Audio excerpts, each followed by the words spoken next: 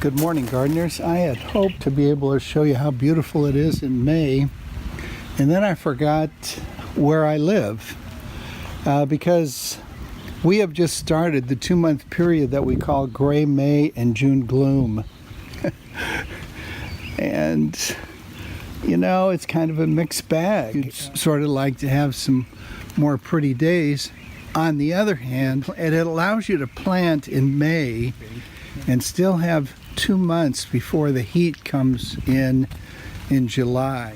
So on our little garden tour here, I was going to figure out what it is that is still in blossom and some of the things that are kind of fading from blossom. One of the things that is fading from blossom are the poppies. I got a few poppies left right here, but all of that, you know, that's the poppies fading away. But the Cleveland sage, as you can see, is vibrant. Wow, that bird is really noisy. The desert globemallow just looks great. This is the one that last time I showed it to you, highest spikes were 7 feet tall. It looks like it reached that. It looks like some of that is up to 8 feet tall, and so that looks really good. Here's one of the Channel Island buckwheats. That one is Santa Cruz Island buckwheat. This one is a little low ground cover sage. I think that's Bee's Bliss, and that one I need to cut back, don't I? But the Santa Cruz Island buckwheat is doing its wonderful thing where it comes on and you look at that and you say, well, that's kind of a tan or a beige. You know, it's got that pink tinge to it, which I really think it makes it look great. Of course, the Blackfoot Susan is in blossom. This is a Winifred Gilman.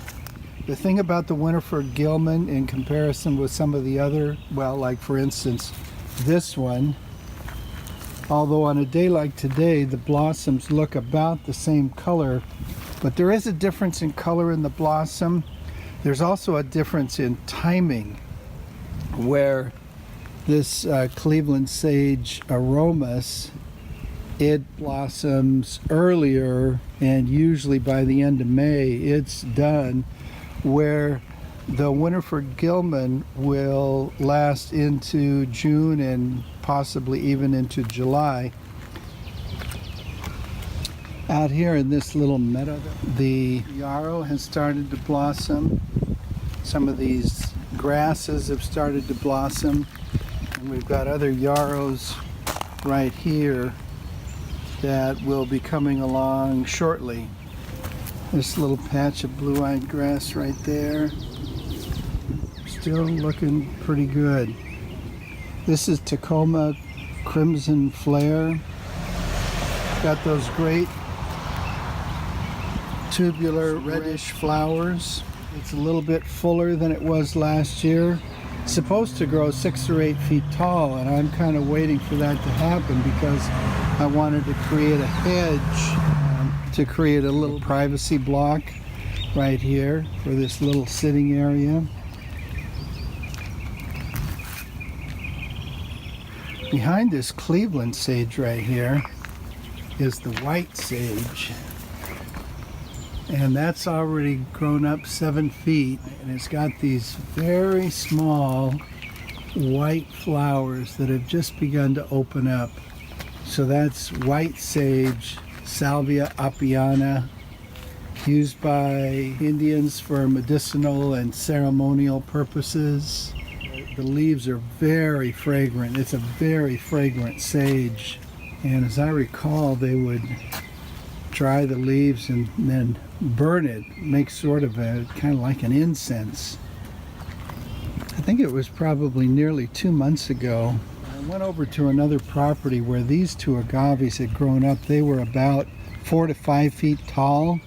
You know, in other words, they were growing up on a big tall stalk, and they had some pups there. So I just chopped that thing off down at the base and I cut most of the stalk off. I left about 6 inches of stalk. I created that berm right there as part of our little recent beautification effort here at the front of the house. And I just stuck them in the ground. And even though it's just stuck in the ground, has no root system other than what has been developing for about the past month or 6 weeks, but I think it's going to do just fine. So I've got lots of milkweed, which is larval for monarch butterflies, of course. And I am waiting this year and hoping that we have more monarch butterflies than we did last year. I have seen some monarch butterflies this year, so I know there are a few around, but we'll just have to wait and see if they make very much of a showing. I'm out here underneath our sycamore right now. I had never paid any attention to whether or not any caterpillars got on to this sycamore. Sycamore is our host plant for several different kinds of butterflies.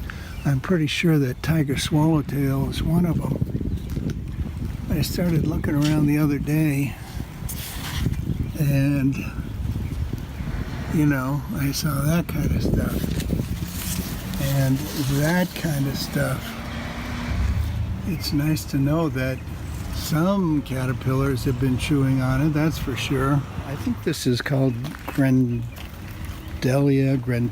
or something like that. But that's finally opened up, looking nice and cheery, even if it is a rainy day. The 2 trees that are in bloom right there, those are 2 palo verdes that we had installed a little bit less than a year ago. So they've been in there about 11 months. And boy, have they done well.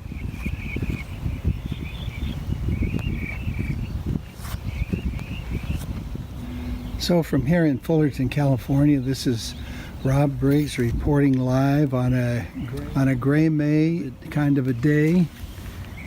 But if it's anything like past years, this gray weather should last all the way over and through the end of June and maybe right up until the 4th of July.